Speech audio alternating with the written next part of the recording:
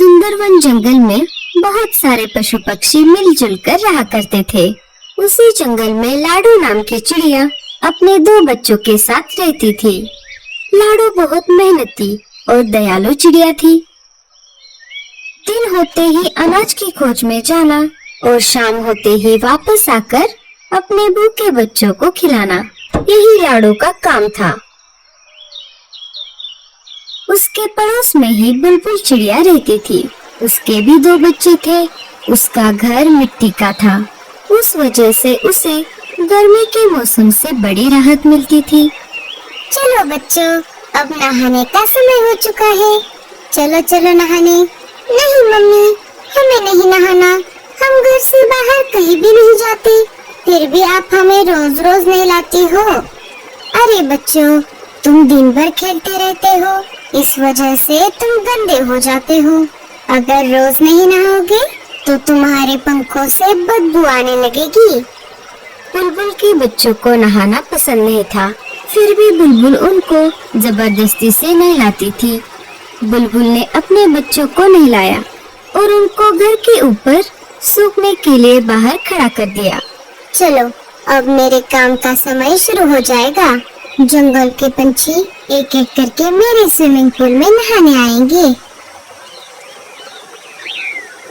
बुलबुल बहन, क्या मैं मेरे बच्चों को नहलाऊं? हाँ हाँ, क्यों नहीं, पर तुम्हें पता है ना, एक बच्चे को एक बेरी। हाँ हाँ, मुझे मालूम है। ये लो 2 बेरियां। रानू भी अपने बच्चों को नहलाने लगी।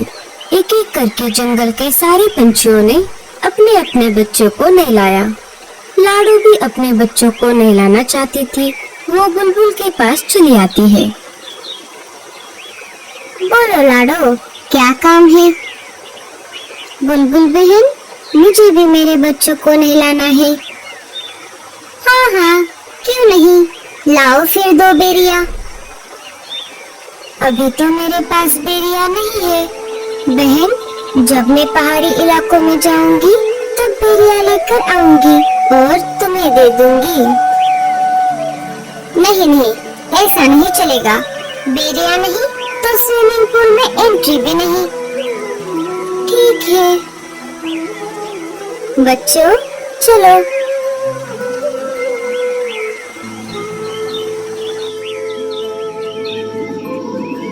माँ, हमें भी बुलबुल आंटी के स्विमिंग पूल में नहाना है।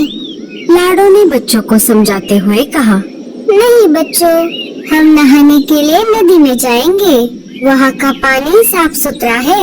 लाडो अपने बच्चों को स्विमिंग पूल में नहलाना चाहती थी। बेचारी लाडो कर भी क्या सकती थी। बेरियों का पेड़ ऊंचे पहाड़ी पर था और लाडो अपने बच्चों को अकेला घर पर छोड़कर उतनी दूर नहीं जाना चाहती थी। वो अपने बच्चों को लेकर नदी पर आ जाती है और एक एक करके उनको नदी के पानी में नहलाती है।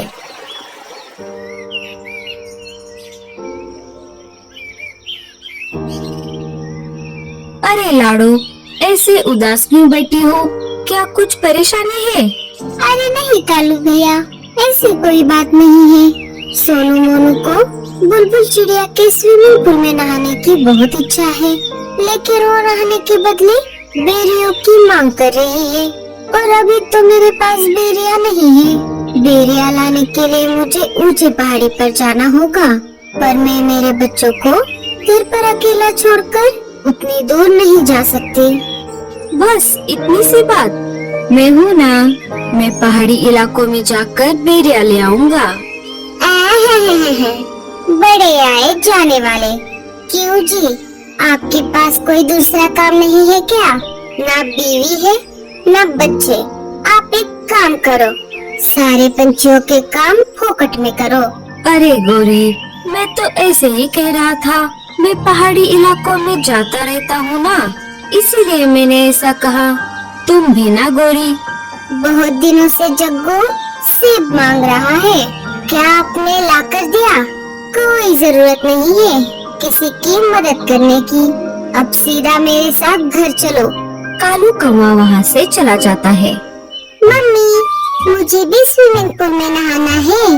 अरे जग्गू, तुझे नहाने की कोई जरूरत नहीं है। तू तो वैसे भी साफ सुथरा है। लाडो उदास बैठी थी कि तभी वहाँ पर भूरा कौवा आ जाता है। भूरे ने सारी बात सुन ली थी। लाडो, तुम परेशान क्यों होती हो? मैंने अभी अभी सब सुन लिया है। तुम एक काम क्यों नहीं करती? मैं तुम्हारी बच्चों की देखभाल करता हूँ। तुम पहाड़ी इलाकों में जाकर बेरिया लेकर आओ। लाडो को भूरे पर बिल्कुल भी भरोसा नहीं था, लेकिन उसे बच्चों को स्विमिंग पूल में नहलाना भी था। फिर भी लाडो ने भूरे से पूछा, लेकिन तुम मेरी मदद क्यों कर रहे हो? अरे, मैं भी बहुत दिनों से बेरिया खाने की सोच रहा हूँ। तुम आते समय मेरे लिए भी बेरिया लेकर आना। अच्छा, ठीक है, तो मैं चलती हूँ। तुम मेरे बच्चों का ध्यान रखना। लाडो बेरिया लाने के लिए पहाड़ी इलाकों की ओर चल पड़ती है। अरे वाह, ये तो बहुत अच्छा हुआ। मुझे पता चला है पहाड़ी इलाकों से हमारी जंगल की ओर तेज तूफान आ रहा है। मुझे नहीं लगता कि लाडो उस तेज तूफान में बच पाएगी। फिर मैं इन दो बच्चों को घर से बाहर फेंक दूंगा। लाडो के जाते ही भूरा बच्चों को घोंसले से बाहर निकाल देता है और घोंसले का दरवाजा लगा लेता है। बच्चे अपनी माँ की याद में रोने लगते हैं। इधर लाडो जैसे तैसे करके आगे बढ़ती रही। वैसे ही तेज हवा भी बढ़ने लगी। लगता है इस तेज तूफान में मैं उड़ नहीं पाऊंगी। लाडो चिड़िया हार मानने वालों में से नहीं थी। बड़ी कठिनाइयों का सामना करते हुए वो आगे बढ़ती रही। तभी उसके सामने से मीनू मौसी उड़ते हुए आ जाती है।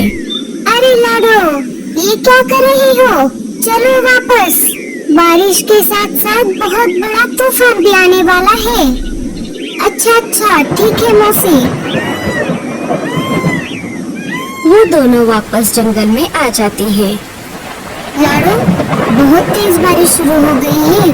तुम एक काम करो, बारिश रुकने तक मेरे घर में रुक जाओ। बारिश थमते ही चली जाना। दोनों मीनू मौसी के घोंसले के अंदर चली जाती है। बारिश अपने जोरों पर थी। मेरे बच्चे ठीक तो होंगे ना?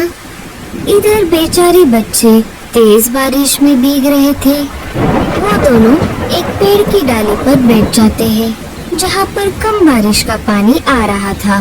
तभी उनको उस पेड़ के तने से आवाज आती है, बच्चों इधर आओ। बच्चे अंदर चले जाते हैं। इधर पूरा कौवा मजे में घोड़े बेचकर सो रहा था। तभी एक तेज हवा का झोंका आ जाता है और बूढ़े कौवे का घोंसला पानी में गिर जाता है। पूरा घर का दरवाजा खोल नहीं पाता और वो डूब जाता है। थोड़ी देर बाद बारिश कम हो जाती है। लाडो वापस अपने बच्चों को देखने उसके घोंसले की तरफ आ जाती है और देखती है तो क्या, उसका घोंसला तो वहाँ पर नहीं था। वो सब तरफ खोज करने लगती है। तभी उसे बुलबुल चिड़िया मिट्टी में दबी हुई दिखाई देती है। लाडो, लाडो, मुझे बचाओ। मेरा मिट्टी का घर बारिश में गल गया और मैं मिट्टी में धंस गई। अपनी जान की परवाह न करते हुए लाडो बुलबुल चिड़िया को गीली मिट्टी से बाहर निकालती है। लाडो, मुझे माफ कर दो।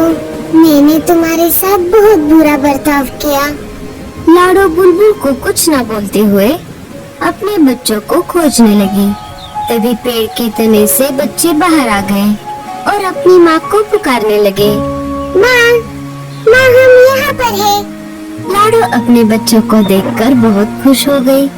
अरे मेरे बच्चों, तुम कहाँ पर गए थे? माँ, आपके जाते ही उस बुरे अंकल ने हमें घर से बाहर निकाला था और हम यहाँ पर आ गए थे। हमें इन बूढ़ी दादी ने बचाया। माँ जी, आपका बहुत बहुत धन्यवाद। अगर आप मेरे बच्चों को आसरा न देती तो मेरे बच्चे इस तेज बारिश को सह नहीं पाते। कुछ दिन गुजर जाते हैं। फिर एक दिन सारे पंछी मिलकर जंगल के बीचों बीच खुले मैदान में एक बड़ा सा स्विमिंग पूल बना देते हैं, जिसमें वो रोज नहाने लगते हैं। तो दोस्तों, अगर आपको हमारा वीडियो अच्छा लगा तो please like, share, comment, subscribe जरूर करिएगा। आपका धन्यवाद। हिमालय के जंगल में रानो चिड़िया अकेली अपने टूटे फूटे घोंसले में रहती थी। एक दिन की बात है, कालू कौवा रानो चिड़िया से कहता है, रानो चिड़िया, तुम अपना घोंसला किसी ऊंचे से पेड़ पर बना लो, क्योंकि मुझे खबर मिली है कि हमारे जंगल में बाढ़ आने वाली है। कहीं तुम्हारा घोंसला बह न जाए। लेकिन कालू भैया, मैं अपना घोंसला कैसे बना पाऊंगी? मैं तो अंडे देने वाली हूँ और बुलबुल डॉक्टर ने तो मुझे आराम करने के लिए बोला है। रानो, मैं तुम्हारी मदद जरूर करता, लेकिन मेरे घोंसले तक तो पानी आ गया है, तो मुझे अपना घोंसला ऊंचे पेड़ पर बनाना है, तो मैं तुम्हारी मदद नहीं कर सकता हूँ। यह कहकर कालू कौवा वहाँ से चला जाता है और रानो चिड़िया तो अपने घोंसले में बैठी सब कुछ देख रही थी। तब वो अपने आप से कहती है, सारे पक्षी तो अपने अपने घोंसले बनाने में लगे हुए हैं, पता नहीं मेरी मदद कौन करेगा। ऐसा करती हूँ, मैं तोते भैया के पास चली जाती हूँ, शायद वो मेरी कुछ मदद कर दे। यह सोचकर रानो चिड़िया तोते के घर आती है और उसके पास आकर कहती है, तोते भैया, मैं अंडे देने वाली हूँ और मैं अपना घोंसला नहीं बना पाऊंगी, तो क्या आप मेरा घोंसला बना दोगे? तो आपकी बड़ी कृपा होगी। रानो, अभी तो मैं अपना घोंसला बना रहा हूँ। जब मेरा घोंसला बनकर तैयार हो जाएगा तो मैं तुम्हारा घोंसला बना दूंगा। तब तक तुम इंतजार कर लो, क्योंकि अभी तो मैं तुम्हारा घोंसला नहीं बना सकता हूँ। वैसे तोते भैया, तुम्हारा घोंसला बनने में कितना समय लगेगा? देखो रानो, मेरा घोंसला बनने में तो 3 से 4 दिन लग जाएंगे। जैसे ही मेरा घोंसला बन जाएगा, मैं तुम्हारा घोंसला बनाना शुरू कर दूंगा। यह कहकर तोता अपने घर के अंदर चला जाता है। तब रानो चिड़िया अपने आप से कहती है, नहीं नहीं, मैं 3 से 4 दिन नहीं रुक सकती, मुझे अब किसी और से मदद लेनी होगी। फिर रानो चिड़िया वहाँ से लाडो चिड़िया के घर जाती है और वहाँ आकर लाडो चिड़िया को सारी बात बताती है।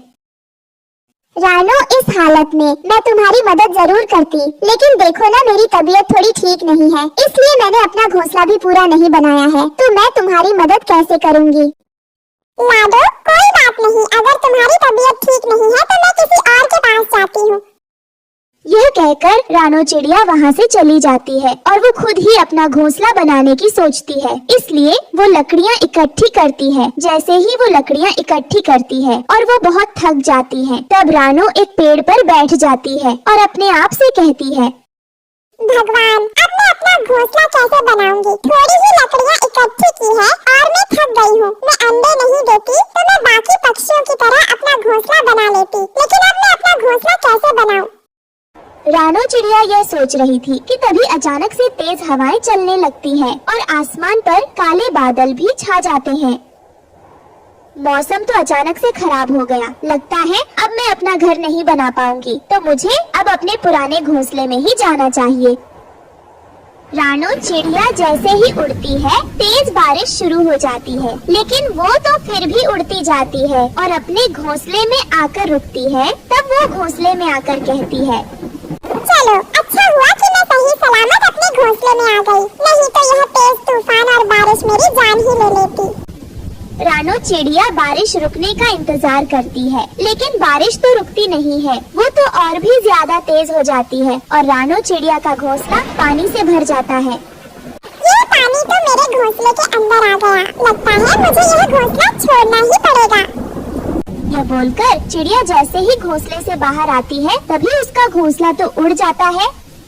मैं अब इस तेज बारिश में कहाँ जाऊँ? मेरा घोंसला तो टूट फूट कर उड़ गया और मेरी तबीयत तो पहले से ही बहुत खराब है। रानो चिड़िया ऐसी बारिश में बैठी भीग रही थी, तभी एक चील की नजर चिड़िया पर पड़ जाती है। यह चिड़िया बिना घर के यहाँ तेज बारिश में बैठी भीग रही है। लगता है यह अंडे देने वाली है। मैं इस चिड़िया को अपने घर ले जाती हूँ, क्योंकि जब यह अंडे देगी तो मैं इसके अंडों को बड़े मजे से खाऊंगी।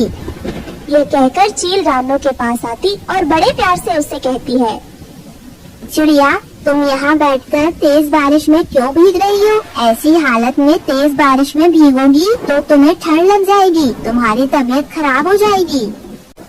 चील बहन, मैं माँ बनने वाली हूँ और मेरा घोंसला तो टूट फूट कर उड़ गया है। मेरे पास कोई जगह नहीं है जहाँ मैं रह सकूँ, तो क्या आप मेरी मदद कर दोगी? चिड़िया एक पक्षी तो दूसरे पक्षी के काम आता है। अगर मैं तुम्हारी मदद नहीं करूँगी तो कौन करेगा? तुम मेरे साथ चलो और मेरे घर रह लेना। जब तक बारिश नहीं रुकती है वहाँ तुम्हें किसी चीज की कोई कमी नहीं होगी। यह कहकर चील रानो चिड़िया को अपने घर ले आती है। रानो चिड़िया, तुम इस घोंसले में रहो और तुम यहीं पर रहना। अगर तुम्हें किसी चीज की जरूरत हो तो मुझे आवाज दे देना, मैं तुरंत आ जाऊंगी। चील बहन, तुम्हारा बहुत बहुत धन्यवाद जो तुमने मुश्किल समय में मेरी मदद की। मैं तुम्हारा यह एहसान कभी नहीं भूलूंगी। रानो, एहसान की कोई बात नहीं है। तुम अपना ध्यान रखना और जैसे ही तुम्हारे अंडे हो जाए तुम मुझे जरूर आवाज दे देना। यह कहकर चील अपने घोंसले में आ जाती है। तभी चील का पति उसे डांटते हुए कहता है, तुम इतनी दयावान कब से हो गई जो तुम इस चिड़िया को घर के अंदर ले आई? मैं अभी इस चिड़िया को भगा के लाता हूँ। नहीं नहीं, आप उस चिड़िया को यहाँ से नहीं भगा सकते। मैं तो उसे यहाँ उसके अंडे खाने के लिए लाई हूँ। पत्नी जी, क्या कहा? वो चिड़िया अंडे देने वाली है? हाँ हाँ, वो चिड़िया अंडे देने वाली है। जैसे वो चिड़िया अंडे दे देगी तो हम बारिश के मौसम में बड़े मजे से उस चिड़िया के अंडे को खाएंगे। वाह पत्नी जी, तुम्हारे अंदर तो बड़ा दिमाग है। मैंने यह तो कभी नहीं सोचा था। दोनों पति पत्नी ऐसे आपस में बातें कर रहे थे कि तभी रानो चिड़िया उन दोनों की बातें सुन लेती है। हे भगवान, ये दोनों तो मेरे अंडे खाने की प्लानिंग कर रहे हैं। अभी तो मैंने अंडे दिए भी नहीं हैं। मुझे यहाँ से किसी तरह भागना होगा, नहीं तो अगर मेरे अंडे हो गए तो ये दोनों उन्हें खा जाएंगे। ये कहकर रानो चिड़िया वहाँ से भाग जाती है और एक पेड़ पर आकर बैठ जाती है। हे भगवान, अब मैं कहाँ जाऊँगी? ये बारिश रुकने का नाम नहीं ले रही है। मेरे पेट में भी बहुत दर्द हो रहा है। मैं कभी भी अंडे दे सकती हूँ। हे भगवान, मेरी मदद करो। रानो ऐसे कह रही थी कि तभी एक बादल बरसता हुआ उसके पास आता है और उससे कहता है, रानो चिड़िया, तुम क्यों रो रही हो? तुम अपनी समस्या मुझे बताओ। बादल भैया, इतनी तेज बारिश हो रही है और मेरे पेट में बहुत दर्द हो रहा है। मेरे पास कोई घर भी नहीं है। अच्छा, तो ये बात है। रानो चिड़िया, मैं बारिश को तो रोक नहीं सकता, लेकिन मैं तुम्हारे लिए एक गुलाब का घर बना देता हूँ। बादल इतना बोलकर अपने जादू से गुलाब का घर बना देता है। आपका बहुत बहुत शुक्रिया बादल भैया, आपने मेरी जान बचा ली। उसके बाद रानो चिड़िया उस गुलाब के घर के अंदर चली जाती है और थोड़ी देर बाद वो अंडे भी दे देती है। फिर रानो चिड़िया अपने अंडों के साथ खुशी खुशी रहने लगती है।